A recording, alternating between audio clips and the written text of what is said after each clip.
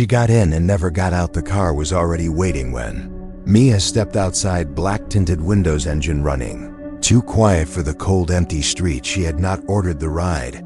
Not directly. Her phone buzzed with a notification. Your Uber has arrived. She hesitated. It was late, too late, but the street was empty, and her apartment was miles away. The driver never looked at her when she got in, only nodded once, then pulled away from the curb. No greeting, no music, just silence. She looked at her phone. No route showing, no estimated time, only a message. Enjoy the ride. She tried to speak. Excuse me, but the words felt heavy in her throat. The man drove with both hands tight on the wheel, eyes fixed ahead.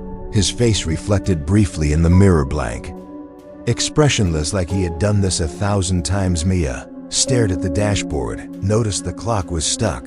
2:17 a.m. No movement, no ticking. The streets outside looked wrong. Not empty, but too still, as if frozen in a photo. She reached for her phone. Again, no signal, no battery icon, just a black screen. Her breath caught in her chest. The air inside the car was too cold, too clean. She spoke again. Where are we going? But the driver did not answer. She touched the door handle, locked the child lock switch, flicked down on its own. She looked back at the road and realized they had not turned once. Just straight, an endless road with no signs, no lights, only shadows moving in the trees. Then she saw it. The rearview mirror showed two reflections, her own and someone sitting beside her, but the seat was empty. She turned, heart racing. Nothing there, just leather seats, silent and untouched. When she looked back at the mirror, only her reflection remained. She clenched her fists, eyes stinging. She had heard stories before, fake ones, urban legends about rides that never ended, people vanishing after entering the wrong car. She had laughed at them. Now she was in one. She forced her voice louder. Let me out. Stop the car. The driver finally spoke. Almost there. His voice was wrong, too flat, like an old recording. Almost where? She asked, but her voice cracked, barely above a whisper. He said nothing, and then the lights outside changed. The trees were gone. Now only endless rows of houses, identical, dark, each with a red door, each with no windows. The car slowed, turned down a narrow street. Mia looked outside. Her heart stopped. Each house had a person standing at the door, not moving, not blinking, just standing, and every one of them was her, different ages, different clothes, but the same face. She covered her mouth, tears now running fast. What is this? She screamed. What are you? Driver stopped in front of one of the houses. This is where you stayed, he said. The car doors unlocked. The seatbelt unlatched by itself. Mia did not move. She looked at the house, the red door slowly opening. Inside, only blackness. She looked at the driver, his face now different, changing. Not one face, but many, flashing, fading. A voice from behind her. You forgot. Mesh turned. No one. But the air was heavy, like someone had just breathed behind her ear. The driver spoke again. You took the wrong ride once and never left. She shook her head. No, this is not real. I was never here. I was never in this car. He looked at her through the mirror. You left the memory, but it never left you. The car engine died. The house door opened wider, and from the dark a hand reached out. The same hand from her nightmares. Thin, colorless fingernails, cracked and curled, waiting. And then the phone in her hand lit up. One new message. Do you remember now? Mia trapped inside the false neighborhood, with each house containing a forgotten part of her past, and a growing threat that feeds on denial. The street of forgotten faces. Mia stepped out of the car. The ground felt soft beneath her. Shoes not like pavement, more like carpet soaked in water. She looked back, but the Uber was gone. No headlights, no driver. Just empty road swallowing itself in fog. The house before her still stood with the red door wide open. Beyond it, nothing but black. No walls, no light, only a strange deep sound like breathing through soil. She turned around, hoping to run, to scream, to wake up. But behind her now, a row of houses stretched endlessly in both directions, and at each red door, a version of her stood, silently waiting, not moving, their eyes hollow, their mouths barely open, as if whispering without sound. She backed away, her legs trembling, her breath shallow. This is not real, she said. This is a dream. but her voice echoed too many times like someone else was saying the same thing from far away. The phone in her hand buzzed again. New message. Your ride will continue when you remember. She stared at the screen. Hands cold, lips dry. She looked at the house again, the hand still waiting inside the door. She took one step, then another, and crossed the threshold. Instantly the darkness swallowed her. But not the kind of dark that hides. This darkness felt alive, like it wrapped around her lungs, pressed against her chest, testing her. Then light, soft flickering. She stood in a small bedroom, one lamp on the nightstand, one mirror on the wall. Her old bedroom from when she was 13, the posters, the bedsheet, the scar on the wall from the night she threw a glass at it. She stepped forward, touched the desk. It was dusty, cold, real. Sound behind her. She turned. A girl sat on the bed, younger, afraid, crying into her hands. It was her. She remembered this moment. The night she found her father's bottle under the bed. The night she realized he had never stopped drinking. Even after promising he would, Mia watched her younger self sob quietly, then look up and stare right at her. You let it happen. The girl said. You forgot me. Mia stepped back. I was a child. I had no choice. The girl screamed louder than any child could, and the mirror shattered behind her. The room twisted, the floor cracked. Mia fell down again, into another house. She landed in a kitchen, smaller, older, the air thick with smoke. She saw herself again, this time 16, arguing with her mother, screaming about staying out late, slamming the door, running away. The mother's face was tired, not angry, just lost. Mia whispered, I am sorry. But the 16-year-old turned toward her, eyes full of fire. You wanted freedom, you wanted escape, now you are here.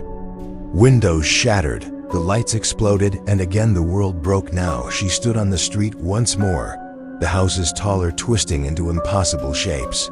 The versions of her, now moving, jerking, broken, as if the memory of their pain had never faded, each one whispering her name. Mia, Mia, Mia. The phone buzzed again. Final house ahead.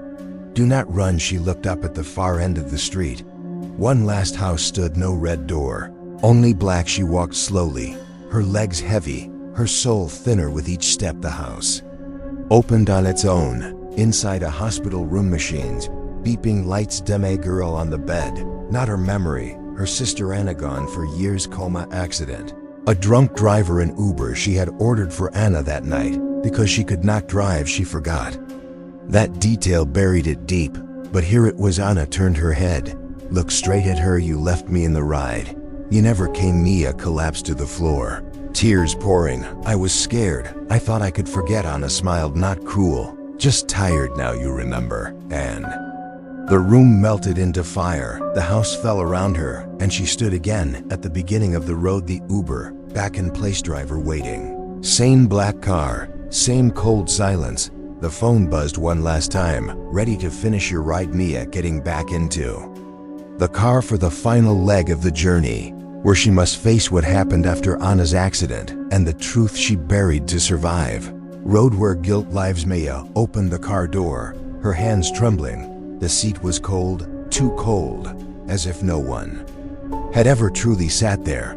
She slid in slowly, closed the door, and the world outside vanished. The windows turned black. No streets, no sky, only her reflection and the driver who still did not speak. The car moved, but there was no sound, no engine, no road, only motion, smooth and endless. She turned to the driver. What is this? Where are we going? His face remained still, but the mirror showed a smile forming, a slow, sharp smile not meant to comfort too. The part you ran from. The words were not spoken aloud. They filled the car like smoke. Mia closed her eyes, tried to breathe, tried to remember what it was like to feel safe. But safety was a memory now. Just like everything else. The mirror flickered, then showed a hospital room, familiar, real. Anna lying still, machine breathing for her, lights blinking, time crawling. Mia stared, unable to look away. The voice came again. You visited twice. You cried, then you stopped coming. Mia felt her throat tighten. That is not true. I stayed with her. I held her hand. I read her stories. You did, until the third week, when the nurse told you her brain had stopped responding, when the doctor said there was no hope. You let her fade. The car turned. No street lights, only red flashes like broken memories. The mirror now showed Mia at home, throwing away hospital bracelets, blocking calls from the facility, laughing with friends, forcing joy back into her life. Had been years, but now it all returned, like blades across skin. I was trying to survive. She whispered, I was falling apart, and she stayed in that bed. The voice said, alone, always waiting for the sister who promised she would never leave. The car slowed. Ahead of them, a tunnel, no light, no end. Mia shook her head. I am not going in there. I want to wake up. The driver finally spoke, but it was Anna's voice. You already did. Now you need to stay awake. The car entered the tunnel, and the world vanished inside. There was no sound, no motion, only feeling. The kind of feeling that lives in old scars, in phone calls never returned, in birthdays missed, in guilt that never really dies. Then she saw it, the crash, her phone buzzing. A message from Anna: on my way. Thank you for booking the ride. See you soon. Then the news, the call, the silence. The mirror showed her staring at the screen. Hands shaking, eyes empty. She had booked the Uber. She had paid the fare. And when it ended in screams, she had pretended she had nothing to do with it. The mirror cracked. Mia screamed, stop, please stop. The driver turned, now fully Anna, pale, still, eyes filled with something endless. You let go of me, but I never let go of you. Car stopped, the tunnel opened. They were no longer on a road. They were inside the crash. Glass, blood, the sound of twisting metal. Mia stepped out of the car, shoes crunching on broken pieces of memory. The other Uber, the one from that night, was upside down and inside Anna's body, still strapped and eyes open, but not seeing. Mia dropped to her knees, tears falling. In silence, I am sorry. I was afraid. I was selfish. The wind around her whispered, she waited for you. Mia reached into the wreckage, touched Anna's hand. It was cold, but not empty. There was something in her palm, a bracelet, Mia's old bracelet, the one Anna had borrowed that night. She took it, closed her eyes, and something shifted. The crash faded. The tunnel closed, the car returned, and Anna sat beside her, alive, not fully, not human, but whole. Do you still want to go home? She asked. Mia nodded. Yes, but only if I take you with me. Anna smiled, a quiet, sad smile. Then hold on, and do not look away. Mia and Anna returning to the real world, where reality bends around their presence, and the final debt of the ride must be paid with something more than memory, the debt that waited in silence. The car moved again, smooth, silent, endless. Mia sat beside Anna, her sister, not breathing, yet alive, not warm, yet present. Her presence pulled at the edges of reality like a weight on glass. Mia stared ahead. The road was no longer a road, it was memory. It was regret. It was everything she had buried, rising around her like fog. She held the bracelet tight, the one Anna had worn the night of the crash, the one Mia had stopped looking for after the funeral. They never had. Anna spoke, her voice soft, almost human. Where do you think we are going? Mia swallowed, her throat dry. Her voice cracked. I do not know, but I think I have to see it through. Anna nodded once. The light from outside flickered, not headlights, not sun, something in between. Something that had watched them both from the first ride to the last. The driver said nothing. He was no longer a man, his body a shadow, his shape fluid, his face an echo of every face Mia had seen in her dreams. They passed houses, they passed streets, each one distorted, bent, melting. Then a sign barely visible, barely real. Passenger must pay before exit. Mia felt a chill crawl up her spine. She turned to Anna. What does that mean? Anna did not answer. Instead, she pointed forward, and Mia saw Ida building at the end of the road, old, rotting, flickering between states. Sometimes a hospital, sometimes a morgue, sometimes their childhood home. The car stopped. No sound, no warning. Doors opened on their own. Anna stepped out first. Mia followed. The ground beneath her feet pulsed. Alive, hungry, they walked toward the building, every step heavier than the last, each breath harder to take. The doors opened without touch. Inside, a long hallway lined with mirrors, each one cracked, each one showing a version of Mia, some screaming, some laughing, some running, but all alone. Anna reached for her hand. Their fingers touched. and the mirror's shattered hallway ended in a room inside a table. A ledger, and behind it, a figure. Its face was blank, its fingers thin, its eyes not eyes but holes filled with smoke. It spoke without moving its mouth. Passenger Mia has arrived. Fare is unpaid. Mia stepped forward, her voice shaking. What do I owe? The figure pointed to Anna. One life, one return, one soul must stay. Mia's breath caught. She turned to her sister. No, we both leave. The figure spoke again. Balance is law. You ran once, now you return with what was taken. Anna looked at her, eyes soft. This is my debt. Mia, I was taken in your name. You cannot carry me out again. Mia stepped between Anna and the figure. No, take me. Let her go. The ground rumbled, the walls cracked, the air grew thick with smoke. The figure leaned closer. You were offered escape. You chose memory. You reopened the wound. Now it bleeds. Mia reached into her pocket, pulled out the bracelet, held it up. Then take this. Take everything it holds. The figure recoiled. The bracelet glowed, not gold, not silver, but a light that came from pain, from truth, from love that never got to speak. The room shook. The light spread. The figure screamed. Anna grabbed Mia's arm. We have to run. They turned. The hallway was gone. Now only a single door. They ran through it, and the world around them fell. Sound returned. Real sound, city noise, distant traffic, a siren. Mia opened her eyes. She was in the back seat of a car. The real Uber parked outside her apartment. The driver turned. Just a man now. You all right? You kind of spaced out there. Mia looked beside her. The seat was empty. No, Anna. She stepped out, looked up at her building, lights on, people moving. The world had not stopped. Her phone buzzed. One new message. Thank you for not forgetting. Mesh smiled, tears in her eyes. Not sadness, not fear, peace. She walked toward the door, the air calm, the night quiet, and behind her, in the reflection of the car window, Anna stood one last time, watching, smiling, gone. Full emotional resolution as Mia begins to rebuild her life, carrying the truth and memory of Anna and facing one final unexpected twist that proves some doors never fully close. The door she left open. Morning light spilled into Mia's apartment, warm and real. She stood by the window, watching the street below. People walking, cars passing, life moving forward, as if the night before had never happened. But she remembered everything. The tunnel, the mirrors, the voice, and Anna. Not just a memory, but a presence, something she had held in silence for too long. Bracelet now sat on her nightstand, whole again.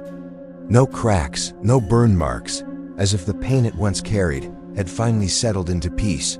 She made tea, sat in the kitchen, and let herself feel not just grief, but all of it, the guilt, the love, the truth. Her phone buzzed. No number, just a message. Your ride is complete. She smiled, soft and tired. It felt real now, like something heavy had finally lifted. That day, she called the hospital, asked for records, spoke to the same nurse from years ago. Anna passed peacefully. The nurse said it was quick, and she was not alone. Mia did not ask how that could be true.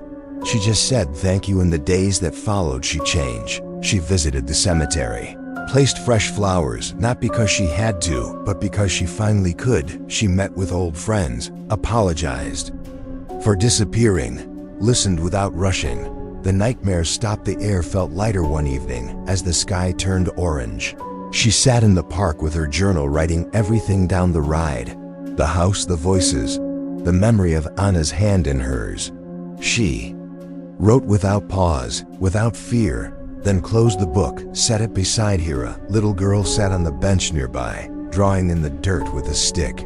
She looked up and smiled. You are not scared anymore? Mia blinked, surprised. Do I know you? The girl shook her head, but her eyes looked older than they should have. Not yet, but you will. Before Mia could speak again, the girl stood, walked toward the path, and vanished into the trees. Mia sat still, the sky growing darker. Her phone buzzed again. One new message: keep the door closed. She stood, looked around. No one, just wind through the leaves. She walked home, the air cool, the streetlights flickering gently. In the elevator, she stared at her reflection. It was just her now, no shadows, no figures behind her. The hallway was quiet. Her key turned without resistance. She stepped inside. Home. She Placed the bracelet back on the table, turned off the lights, crawled into bed. Sleep came easily for the first time in years. She dreamed of laughter, of sunlight, of Anna calling her name with joy, not pain. Then, a sound. She opened her eyes.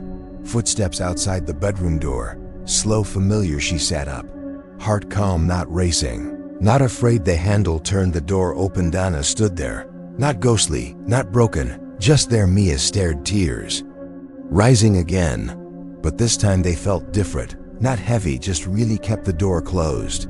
She whispered. Anna nodded. But some doors close only when we are ready. Mia stood, crossed the room, held her sister one last time. They did not speak again. They did not need to. When morning came, the house was still. The sun rose and the bracelet was gone. Mia walked to the mirror, looked at herself, alive, changed, whole. She picked up her phone, opened the app. A new ride request had come in, but this one had no destination, only a name. And as she smiled, closed the app, and stepped into her day, because the past no longer chased her, and the ride was truly over. The end.